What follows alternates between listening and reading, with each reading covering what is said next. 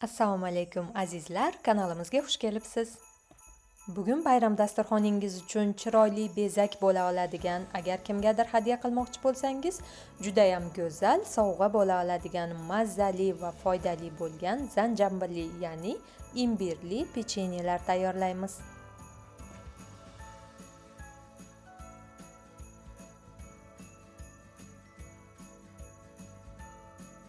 Buning uchun bizga kerak bo'ladigan sariyog', shakar, un, tuxum sarig'i, tuz va ichimlik sodasidan tashqari choy qoshiqning 4dan 1 miqdorida murch, xuddi shuncha miqdorda dolchin, ya'ni koritsa va xuddi shuncha miqdorda maydalangan zanjambil, ya'ni imbir kerak bo'ladi.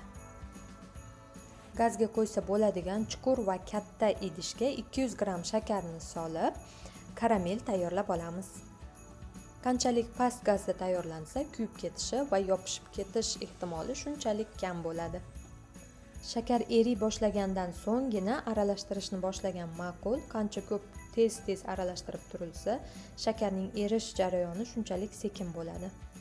Shakar eriyotgan vaqtda qaynatish uchun suv ham qo'yamiz va shakar to'liq erib, aralashma to'q jigarrang tusga kirgandan keyin qaynoq 175 g miqdordagi suvni ehtiyotkorlik bilan massaga qo'shamiz. Suv va karamel darhol bir-biriga aralashib ketmasligi mumkin. Bundan xavotir olishga hojat yo'q. Tinimsiz aralashtirib turgan vaqtimizda karamel to'liq erib, suv bilan bir xil massa hosil qiladi. Past olovda bir xil massa hosil bo'lgungacha aralashtirib turamiz. Karamel erib, bir xil aralashma hosil bo'lgandan so'ng 100 g miqdorda sariyog' qo'shamiz. Sariyog' qanday haroratda bo'lishining ahamiyati yo'q, baribir erib ketadi. Aralashma hali ham past olovda va sariyog' erigan holatda ekanligida, unga yarim choy qoshiq tuz, yarim choy qoshiq ichimlik sodasi va yarim choy qoshiq dolchin, zanjabil va murchdan tayyorlab olgan ziravorli aralashmani qo'shib aralashtiramiz.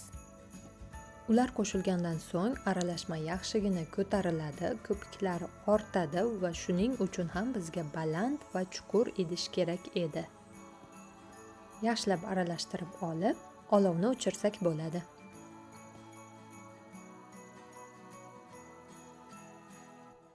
Juda ham qaynoq bo'lmasligi uchun 5-10 daqiqaga qoldiramiz, lekin sovib ketish kerak emas, chunki qota boshlaydi. Va xamir qorish uchun kattaroq idishga olamiz. Past olovda tayyorlaganimiz uchun ko'rib turganingizdek, tayyorlash mobaynida karamelli aralashma idishga umuman yopishmagan. Jarayonning qolgan qismini mikserning xamir qorish uchun mo'ljallangan asbobi yordamida davom ettiramiz yoki buni qo'lda venchik yordamida qilsa ham bo'ladi. Bizga hammasi bo'lib 360-370 g miqdorida un kerak bo'ladi. Uning taxminan 3dan 1 qismini massaga qo'shamiz va yaxshilab aralashtiramiz.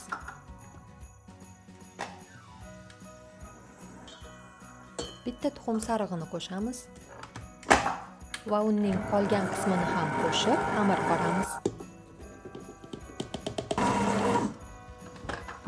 Tayyor bo'lgan xamir xuddi plastilinga o'xshash konsistensiyada bo'ladi, qo'lga yopishmaydigan va yumshoq. Un kamligining emas, karamelning hisobiga birozgina yopishqoqligi bo'ladi. Har doimgidek xamirni yakunlash jarayonini qo'limiz yordamida bajaramiz va birozgina kerak bo'lsa un qo'shishimiz mumkin, lekin me'yoridan ortiq qo'shish kerak emas. Xamirni yaxshilab o'raymiz va eng kamida 3-4 soatga sovutgichga qo'yamiz. Menda xamir ro'parosa 1 kun davomida sovutgichda turdi va endi uni olib bemalol shakllar bersak bo'ladi. Sovutgichda turgan xamir biroz qattiqroq bo'ladi, umuman yopishqoq bo'lmaydi va yoyish uchun deyarli un ishlatishning hojati yo'q.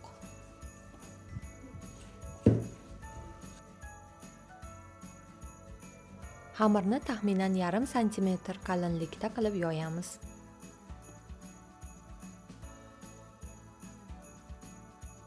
Xamirga istalgan ko'rinishdagi shakllarni berib, kesib olamiz.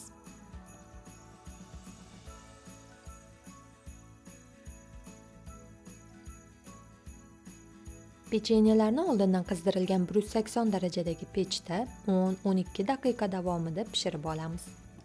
Pechenyelar juda ham tez pishadi, me'yordan ortiqcha qizarib ketmasligiga e'tibor berish kerak.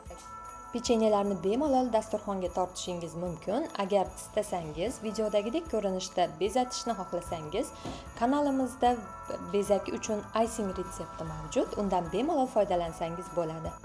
E'tiboringiz uchun tashakkur. Kanalimizda qoling. Obuna bo'lishni, yoqtirish tugmasini bosishni va do'stlaringizga ulashishni unutmang.